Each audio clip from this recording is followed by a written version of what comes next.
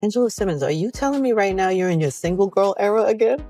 Yeah, I'm telling you that. Whispers are swirling heavy that Yo Gotti's name could be the next one etched onto a federal charging sheet, with talk that investigators are quietly threading together a case tied to young Dolph's murder. But let's be clear, this isn't stamped by the feds. No court filings confirm it. Not yet. For now, it's chatter in the streets, but it's chatter that won't go away. And the louder it gets, the more eyes are glued to the courtroom. That's where Hernandez Govin's case is about to shake the city.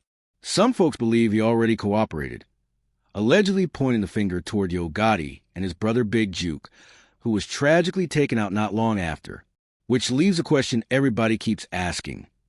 Did Big Juke stay silent to protect Gotti, or is this just another storm of internet speculation? Because on paper, Gotti had every reason to keep his empire squeaky clean. Angela Simmons at his side, CMG running hot with charting artists, brand deals stacking up like trophies. Losing all of that over an old street feud makes zero sense, which is exactly why some believe certain loose ends may have been handled off the record, while others argue that's unfair without hard proof. Now let's get into the trial. After more delays and a mixtape promised and never dropped, the date is locked, August 18th, 2025. And prosecutors aren't painting Govin as some side piece in play. They've tagged him with first-degree murder, conspiracy to commit murder, attempted murder. Their narrative? That Govin was the alleged mastermind behind the 2021 ambush on Dolph. But in the eyes of the law, he's still innocent until proven guilty. Here's where the story flips. A big part of this case is sealed. Yes, sealed. That's unheard of for something this high profile. On July 29th, Judge Jennifer Mitchell restricted access to certain filings and motions, leaving critical moves happening behind closed doors. No clear reason given, which is fans buzzing, lawyers debating, and the city watching like it's the last 2 minutes of a championship game.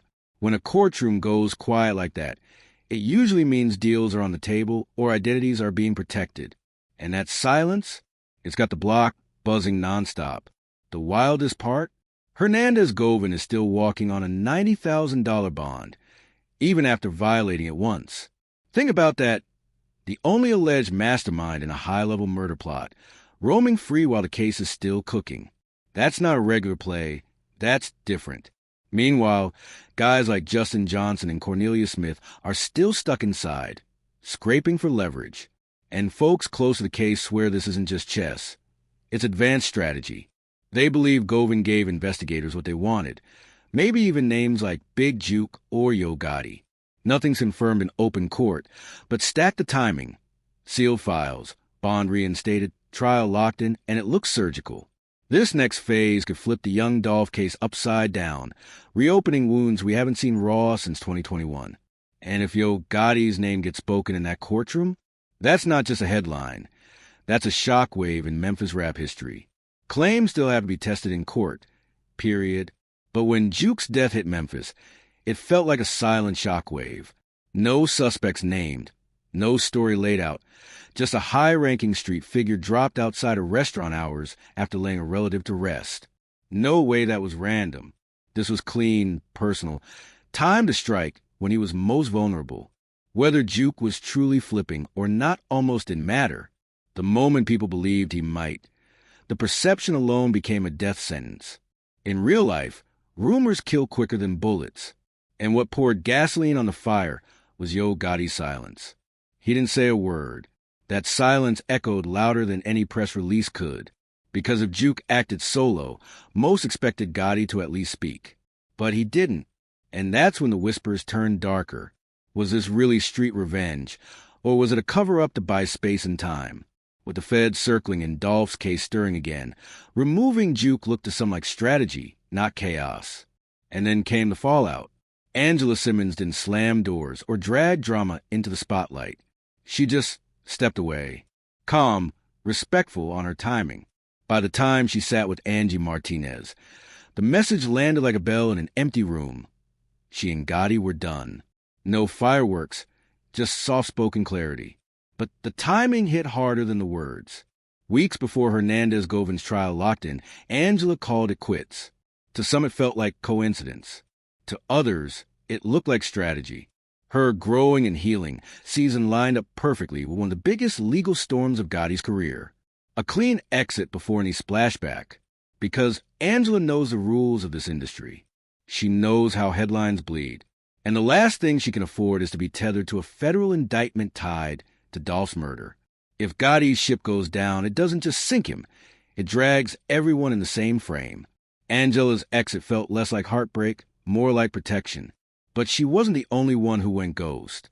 Black Youngster did too. And if you followed his career, you know silence is not his brand. The man who trolled rivals, flashed stacks, and threw fuel on every fire suddenly went radio silent. And that silence, it hits different in 2025. Some say he's laying low on orders, waiting for the storm to pass. Others whisper legal restrictions, or even quiet custody. Nobody knows for sure.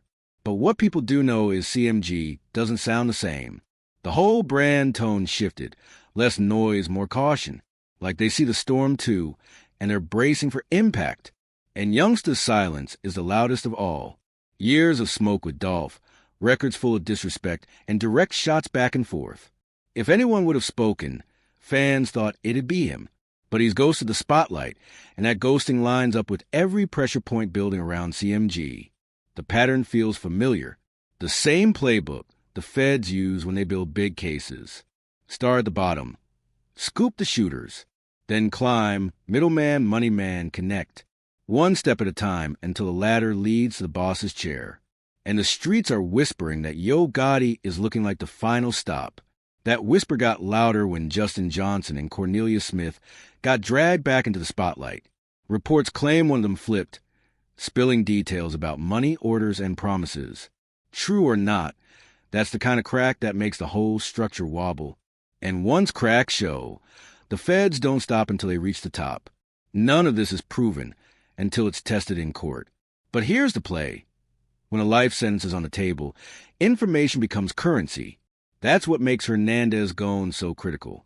If he's cooperating, prosecutors aren't just looking at shooters. They're hunting for who funded, who planned, who signed off. And if texts, Cash App trails, or receipts point upward, that's where whispers of RICO come in. Remember, RICO flips the whole board.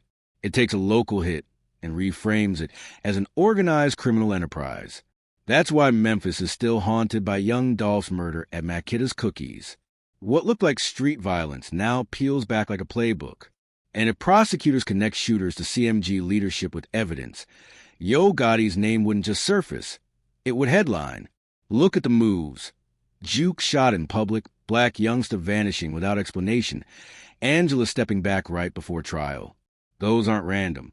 They look like fallout, whether planned or panic. And courtroom testimony already paints a trail. Big Juke allegedly promised $100,000 for Dolph, with Gon as the middleman. The bag supposedly never landed, which means money trails prosecutors love to chase. Here's the legal sting. Under homicide for hire and conspiracy laws, it's not just the trigger puller who gets hit. It's anyone evidence shows funded, planned, or greenlit the move. If Gon handed over bank traces, phone logs, or app receipts, that could change the whole board overnight. And the sealed filings? Those don't protect suspects. They protect evidence. Which means another target could already be in sight. Zoom out. Feds have used RICO against music crews before. Death Row, BMF, YSL. The pattern is simple.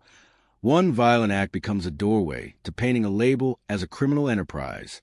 Because with RICO, a boss doesn't need to text, pay, or pull a trigger. Prosecutors just need to argue he knew, and let it happen. As of today, Yo Gotti hasn't been indicted. He's presumed innocent, same as everyone else. But the silence, the shadows, the sealed filings, they all feel like pieces shifting off the board. Smart defense or smoke before fire?